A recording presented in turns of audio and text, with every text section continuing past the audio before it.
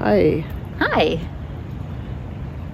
So I hear you want to talk about your story of growing up.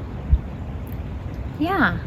Of growing up and differing perspectives that have evolved as I've had new experiences. And what happened in your childhood that you want to talk about? Oh gosh, right now? Well, actually, I was just looking at the river or the creek behind us. Can you see it? Mm-hmm. And remembering all the times that our family would go out into the woods, and I called my parents survivalists, but not bomb shelter type survivalists, like the kind of people that they're rock hounds, mushroom hounds, and new native plants, could forest, harvest, build anything we needed to survive out in the wilderness. And so I don't know which one of those stories wants to go. And what was good about the experience and what was not so good? Oh yeah. I felt the safest place I could possibly be was out in the woods. And I had usually my dad and my brother, but they would just pay attention to nature and not pay attention to me, which was a really good thing. And I remember you telling me about a cougar story. Oh yeah. So I was in my young teens, when I was around 10 or 11. I started playing a metal flute, the transverse classical type flutes, and I decided to take this one on the hiking trip, even though it added weight. And we would go a month or two. It'd be weeks that we would live out in the wilderness. And we're talking, we would take machetes, and we would follow deer trails, or we would create our own trails. And we came out in this one area where there was this lake. It was a turquoise, beautiful color. And my parents, actually my mom was at that one. She came to a few. And they were all set up down there. And I decided to climb these huge rocks that were the size of buses and bigger even. And so I was climbing these and climbing them higher and higher, and sat down and started to play my flute. And when I played, it echoed all the way around this bowl of huge rocks with this water in the middle. And I loved it. I was in love with that sound. So I just kept playing it while it would echo and echo, and I could play against the echo.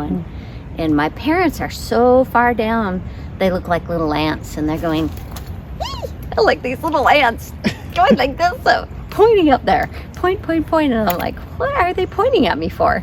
And finally I get to turn around, and so I play my flute, and I turn around and I look up, and just like 5 feet above me is this huge cougar. Its paws were like the size of my head. It was a huge cougar, and the way it laid its paws was like this, and its head was on its paws, or her, and she was looking down at me. So I'm playing my flute, and I'm like looking around like, I guess it doesn't want to eat me. And so I kept playing, and I was getting tired. I was getting tired of playing, but I was afraid to stop playing. And eventually I'm like looking up at the cougar and thinking, okay, well, if you're gonna eat me, then that's what's gonna have to happen, because I can't keep playing. But I felt like it was kind. It had this real kindness and calmness to it. And so I decided I just had to kept my flute in my hand and started to climb down the rocks and looking up at it. And it, you know how cats do? It was just like a cat. It went on its front paws and did that kind of like yoga pause, and then it went and it yawned, and then it stretched itself up, and then it turned around and just went back into wherever the timberline area, small, short little tree area. How far it went, I don't know, but I was just in awe, and I'll never forget. And how did that experience change your life, do you think? Well, how did it change my life? I felt even safer, I guess, in the woods, even more like music is soothing and calming. Music is really important. It can communicate to all beings. I really was thinking of not playing that flute anymore, but I kept playing it, so maybe it kept me playing music. I'm sure there's other. And maybe it helped you in those times when you weren't so safe. Oh yeah, to be calm. Yeah, to kind of sink in. Looking at the cougar felt like it was sinking in to itself and to the surroundings and surrendering in a way, instead of being in a typical kind of predatory stance. It was like letting that all just go and just relaxing.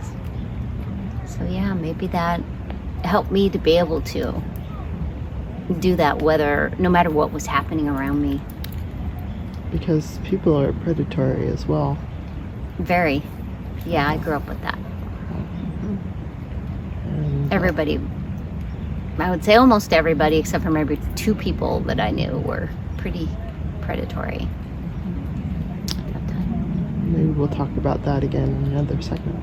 Yeah. Well, thank you. Thank you.